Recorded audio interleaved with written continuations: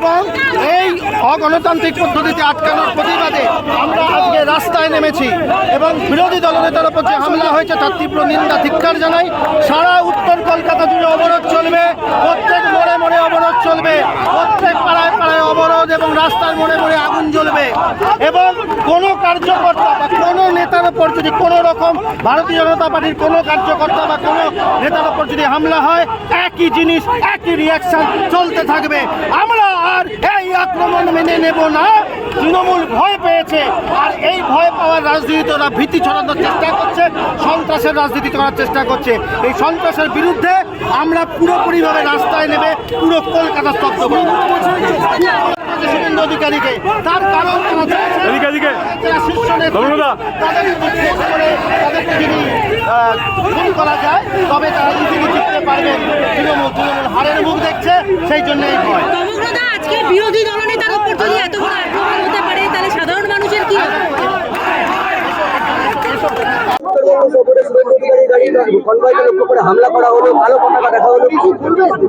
এই তো লজ্জা বাংলা। এই বাংলায় তৃণমূল এবং মমতা ব্যানার্জি গণতন্ত্রের বড়াই করে। লজ্জা। কোনোদিন বাংলায় এইভাবে কখনো কোনো বিরোধী দলের নেতার ওপর এই ঘটনা ঘটেছে, আক্রমণ হয়েছে? আজকের ঘটনা তো একেবারে তার জীবনহানি, তার জীবনের ওপর আজকে আক্রমণ হয়েছিল। আমি এটা নিন্দা করি এবং এই খুনের প্রচেষ্টা যার অঙ্গুলি হেলানো হয়েছে উদয়ন গুহ, তাকে অ্যারেস্ট করে তার বিরুদ্ধে অ্যাটেম্প টু মার্ডার কেস চালু করা উচিত। এবং এই উদয়ন গুহরা 34 বছর ধরে সিপিএম এর আমলে তখন ফরওয়ার্ড ব্লকের ছত্র ছাওয়ায় এই কাণ্ড করেছে, এখন তৃণমূলের ছত্র ছায় এসে উদয়ন গুহ এই কাণ্ড করাচ্ছে এবং সেগুলো সমস্ত বাংলাদেশি ক্রিমিনাল, রোহিঙ্গা ক্রিমিনালদের সঙ্গে নিয়ে শুভেন্দু অধিকারী এবং বিজেপি আজকে তৃণমূলের এবং মমতার মাথা ব্যথার কারণ। প্রশাসনকে জানানো সত্ত্বেও পুলিশের সামনে এই ধরনের হামলা। পুলিশ তো পঙ্গু, পুলিশ দলদাস, পুলিশ কৃতদাস। পুলিশের কি মেরুদণ্ড আছে? ওরা মেরুদণ্ড বিক্রি করে দিয়েছে। যে পুলিশকে তাড়া করে, যে পুলিশকে তার গোষ্ঠী, মা, স্ত্রী তুলে গালাগাল করে, সেই পুলিশই আবার পাহারা দিচ্ছে কেষ্টকে। মানে এর থেকে লজ্জা আর কিছু হতে পারে না বাংলার বুকে। না, নেই তো। এবং এটাকে দেখা উচিত এবং কেন্দ্রের সরকারের কিন্তু এটা দেখা উচিত।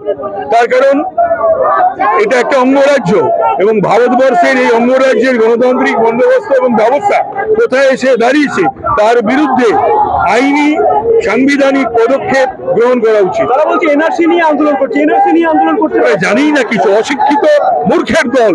ওরা জানেই না, ওরা সিএ জানে না। আর ওদের যে নেত্রী সেই জানে না, ওরা কোত্থেকে জানবে? সিএ কে কে বলে, এনআরসি জানে না।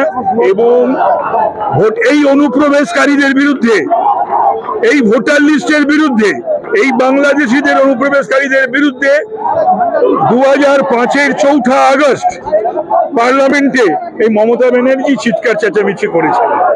আর আজকে ঠিক 20 বছর একদিন পর মমতা ব্যানার্জির ভূমিকা দেখুন। সারা দেশে ভোটের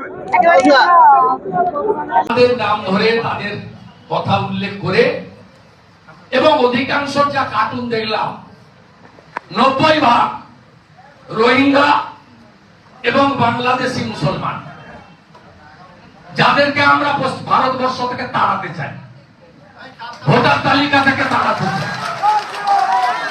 রাগটা হচ্ছে বিহারে এসআইআর হয়েছে, পশ্চিমবঙ্গে যদি হয়, এই বর্ডার খোলা কোচবিহার, পাশেই বাংলাদেশ, হু করে লোক ঢোকাচ্ছে। গোটা ভারতে ভোটার বেড়েছে 7%, কোচবিহারে ভোটার বেড়েছে জানেন সব বিধানসভায় 26%, শীতলকুচি 29%, দিনহাটা 28%, কোচবিহার দক্ষিণ 28%, মেঘলিগঞ্জ 26% পাশে, নাটাবাড়ি 24%, মাথাভাঙা 26%, সিতাই 28%। এরা কারা? এরা কেউ ভারতীয় নয়, হিন্দুর কোনো সমস্যা হবে না, কোন রাজবংশের সমস্যা হবে না। দায়িত্ব নিয়ে বলছি, আসামের মুখ্যমন্ত্রীর সঙ্গে আমার 2-3 বার কথা হয়েছে, বলছে একজনেরও কেশাগ্র স্পর্শ হবে না। আমি গ্যারেন্টার শুভেন্দু অধিকারী। আমার যদি সনাতনী হিন্দুদের, আমার যদি রাজবংশীদের, আমার যদি নমশূদ্র মতুয়াদের বাংলাদেশ থেকে ধর্মীয় উৎপীড়নের কারণে আসা কোন হিন্দুর এতটুকু আইনগত ভাবে কোন ত্রুটি হয়, আপনি আমার কাছ থেকে বুঝে নেবেন, আমি পদত্যাগ পত্র দিয়ে দেব। কিন্তু এটাও কান খুলে শুনে রাখুন, একটাও বাংলাদেশি মুসলমান আর রোহিঙ্গা প্রথমে ভোটার তালিকায় থাকবে না, তারপরে বিজেপি এসে বুলডোজারের মাথায় তুলে কাঁটা তারের উপরে ফেলবো।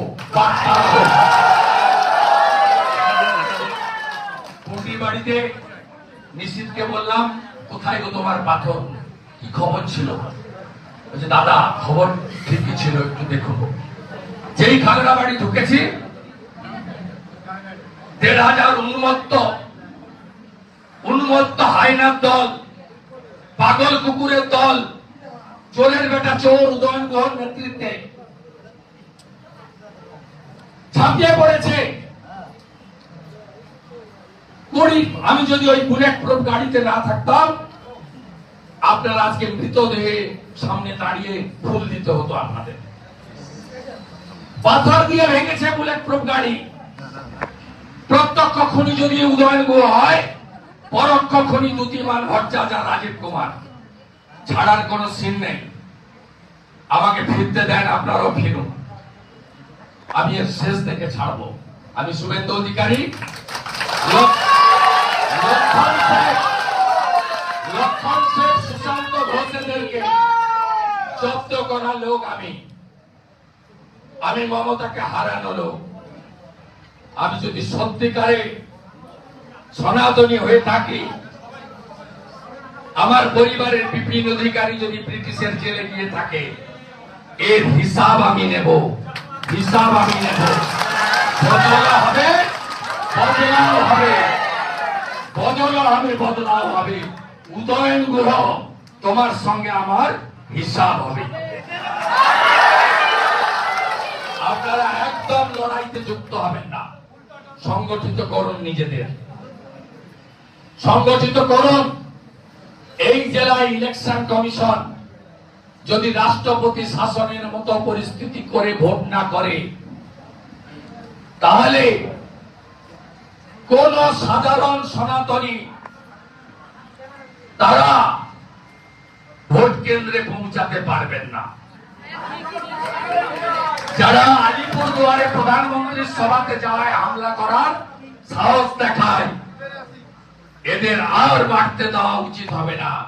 পিপিলিকার পাখা গজায়, জসমিন দেশে জলাচার, ভরসা রাখুন। হিসাব হবে, সুৎসহ হিসাব হবে, বদল হবে, বদলাও। ভালো থাকবেন। জয় শ্রীরাম।